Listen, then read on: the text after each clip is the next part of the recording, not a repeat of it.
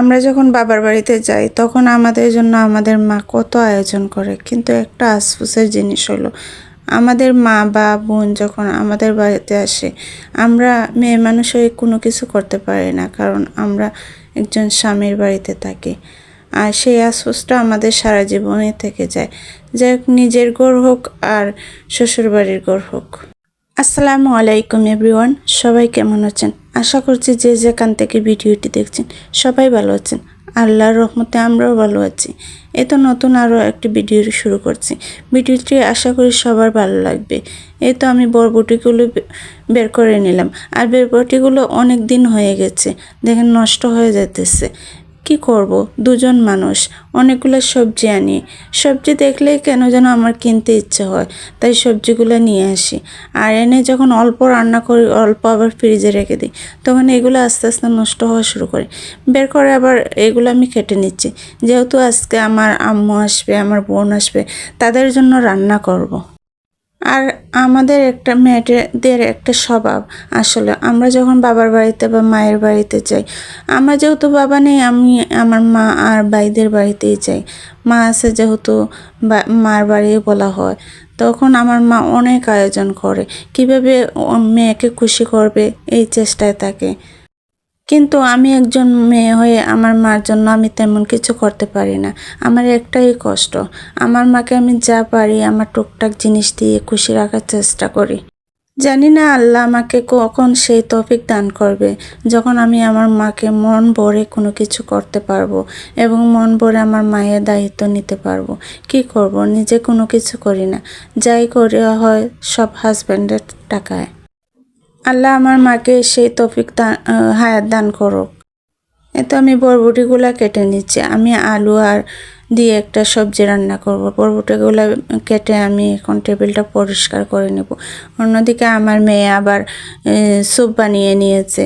ও স্যুপটা খাওয়ার জন্য, যেহেতু আমরা সকালে কোনো কিছু খাই নাই, রোজা যেহেতু ভেঙেছে, তাই সকালে খাওয়াটা একদম ইচ্ছেটা মরে গেছে। তাই অনেকটা বেলা হয়ে গেছে, প্রায় 1টার মতো বেজে গেছে, এখনও কোনো কিছু খাওয়া হয় না। তাই আমার মেয়ে চোপ বানিয়ে নিয়েছে।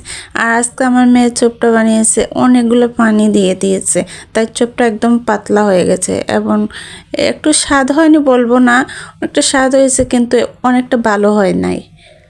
মেয়েকে খুশি করে আমি এখন ডালটা সিদ্ধ দিয়ে ব্লেন্ডার করে নিচ্ছি। আমি মাঝে মাঝে ডালটা এরকম ব্লেন্ডার করে রান্না করি, যেহেতু আমার মেয়ে পাতলা ডাল পছন্দ করে। ও বলবে শুধু পাতলা হওয়ার জন্য, আমার আম্মুও অনেক পছন্দ করে পাতলা ডাল। ওরা কেন যেন ডাল একটু ঘন হলে খেতে চায় না। এরপর আমি সবজিটাও বসিয়ে নিলাম, আলু দিয়ে সবজিটা করে নেব এবং একটু মাছ রান্না করব ডাঁটা দিয়ে। জানেন, আপনাদের সাথে একটা কথা শেয়ার করি। আগে যখন আমি ডায়েট করতাম তখন আমি শুধু সবজি আর অল্প একটু ভাত খেয়ে নিতাম, কিন্তু আমার সবজিটা বেশি খাওয়া হতো আর ডিম। তখন আমার মানে ডায়েট করতে করতে অনেকটা ওজন কমে গিয়েছিল আর অনেক হেলদি, মানে খুব ভালো লাগতো নিজেকে। এখন আমি অসুস্থ থাকা অনেকটা ওজন বেড়ে গেছে, যেহেতু আমাকে পায়ে ঘুমের ওষুধ দেওয়া হয়। আর এই ঘুমের ওষুধ খাওয়ার ফলে আমার শরীরে অনেকটা পানি এসে গেছে। এখন আমি আবার ডাক্তার দেখিয়েছি, অনেকগুলো ডাক্তার দেখাতে হয়। এখন ভাবতেছি আবার ডায়েট শুরু করব। যখন ডায়েট শুরু করব তখন আপনাদের সাথে শেয়ার করব। আর ডায়েট শুরু করলে অনেকটা শরীর পাতলা হয়ে যায়। এরপরে আমি দেখেন আমার ডালটা পুরো ফুটে গেছে। এখন আমি আস্তে আস্তে ডালটা একটু ফোড়ন দিয়ে দেব। আমরা অবশ্য ফোড়নও বলি, আবার বাগারও বলি।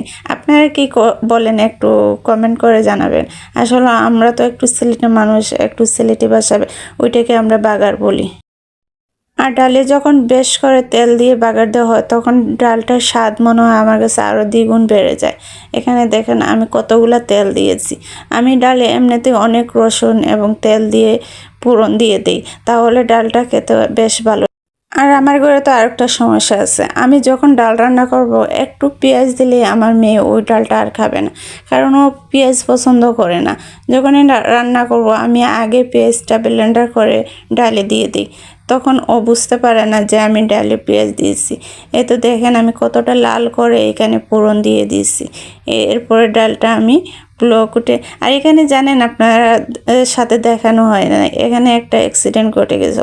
এই ফোড়নটা আমার হাত থেকে পড়ে গিয়ে ডালটা পোলাও কুটে পড়ে গিয়েছিল একদম। এরপরে আমি তরকারিটা বসিয়ে নিয়েছি। দেখেন আজ অবশ্য আমি ডাটার মাঝে টমেটো দিয়ে দিব।